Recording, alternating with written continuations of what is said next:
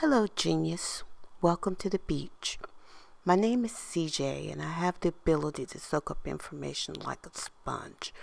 I don't think that this ability is unique to me. I feel as if anyone can learn it. So I'm here to share it with you. So let's take a walk on the beach and talk about it.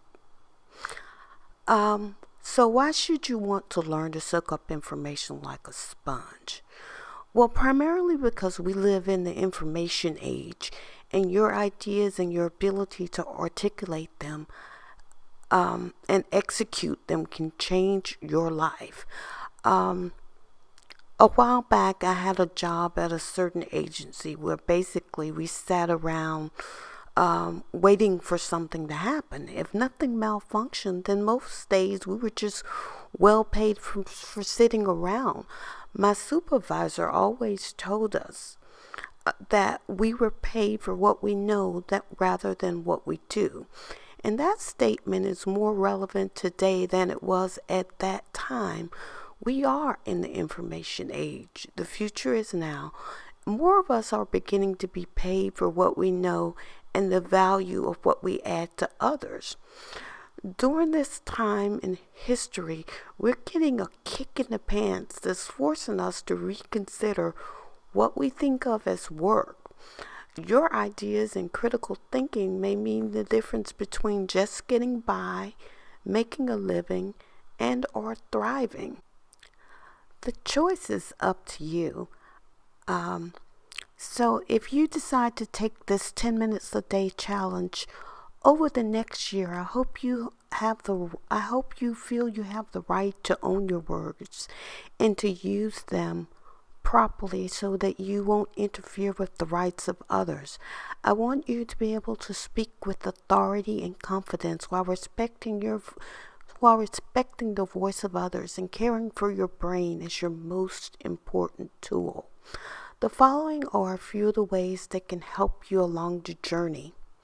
Number 1, drink water and eat healthy and exercise every day.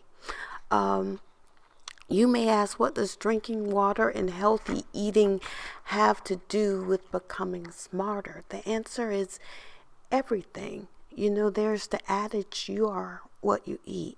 Taking care of your body is taking care of your mind, your spirit, and your consciousness. They all work together to create the whole person. Unfortunately, so many of us are not in touch with our true selves. The second way is to reduce stress through mindfulness. There is always so much noise coming at us, so many outside forces trying to vie for our attention. We carry our devices with us everywhere we go. We're rarely ever beyond the reach of advertisers. Take some time every day to sit quietly with yourself. According to Pascal, all of humanity's problems stem from man's inability to sit quietly in a room alone. So take some time and enjoy nature. If possible, at least one day a week. Have a device-free day. I love technology. I am both a techno geek and a writer, but my experience is technology can rob you of your time. A third way is never underestimate the power of the committee of sleep to help you solve a problem. Get some sleep. If you have a pressing problem before falling asleep, ask yourself, how am I going to do this? Then don't worry about it and let it go. Sleep with a pen and pad near your bed, and don't be surprised at how many problems you can solve in the middle of the night or upon waking. This also works with testing. Study a hard problem or information before going to bed for a fresh perspective the next day. According to John Steinbeck, it is a common experience that a problem difficult at night is resolved in the morning after the committee of sleep has worked on it. The fourth thing you can do is pay attention to what you put in your noses. Gnosis is taken from the Greek word Gnostic, which means secret knowledge. You can think of it as your bank of knowledge. What you allow to come into your brain matters. If you think otherwise, just look around us at the pandemic of hate speak circulating the US and the globe. Instead of agreeing to disagree, some people strike out in anger and violence. Buddha said holding on to anger is like drinking poison and expecting the other person to die. We have to remember humanity sinks or swims together, because if you want to destroy something to keep others from getting it, you're also keeping it from yourself. A fifth thing, learn something new. Our brain is a magnificent computer, but if we don't use it, we lose it. By age 30, our brain cells begin to decrease. It was once thought if you did not develop new brain cells as we age, but science has proven that with proper diet and feeding and challenging our brain, we can grow brain cells at any age. Like muscles, like the muscles of your body, your brain begins to atrophy without continuous use. The sixth reason why you should use this platform is in increased vocabulary. An increased vocabulary will increase your reading comprehension and critical thinking and learning skills. An increased vocabulary is the foundation for everything you may want to do for the rest of your life. An increased vocabulary means you can articulate your ideas and make the concepts, make concrete steps to put those things into action to make them real. Okay, so I'm a seminary dropout, and those of you who read the Bible will know the Bible says first there was the Word.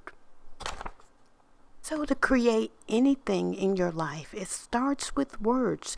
You have to put it down on paper so that you can make it real. The seventh thing you need to do is to read. Read at least 20 minutes a day. Reading is education and experience in a bottle. People who have flown to great heights have left roadmaps of what to do and what not to do. Reading is how we live and experience without having to actually live through it. I know with the advent of technology, there are lots of ways to learn things, but reading and increasing your vocabulary gives your brain cells and thought process gives your brain cells thought process and imagination a boost. Eighth thing, do more than what's expected. Overachievers are called overachievers for a reason. Always do your best because you are worth it. But we have to put our whole selves, when we put our whole selves into projects, we learn more. It builds our foundation of knowledge. There's that gnosis again. You do not learn everything overnight. As your knowledge builds, you should become an expert or have a niche in a particular field or skill. Number 9, write on a regular basis. Writing helps you develop a clear, coherent thought process. Most people don't realize how limited their literacy skills are until they need to write something. Writing is an essential job and life skill by which one's work, learning, and intellect are judged. Writing gives voice to who we are and what we think. Reading and writing work hand in hand in that writing makes for better readers and improves reading comprehension and critical thinking skills. I know these 9 tips seem simple, and they are. This is a minimalist learning platform. It's a life-changing tool in a simple format. So why do you want to become smarter in a year? In order to create the life we want for ourselves, we have to get beyond the working for others mentality. We have to construct ideas for how we want to live based on our skill set or the skill set we wish to acquire. To do this, it is beneficial that we learn to use both sides of our brains. I invite you to join the Smarter in a Year challenge because the bottom line is we all need to make money in order to have a life that we can make our own. I'm not talking about stuff. I'm talking about freedom. Money equals freedom. The freedom to create the life you want to live, because if you don't, someone else will craft a life for you, and their idea for your life and your idea of what your life should look like could differ. So I'm wishing you peace and blessing, and hopefully you will join me on this journey of becoming smarter in a year. Thank you.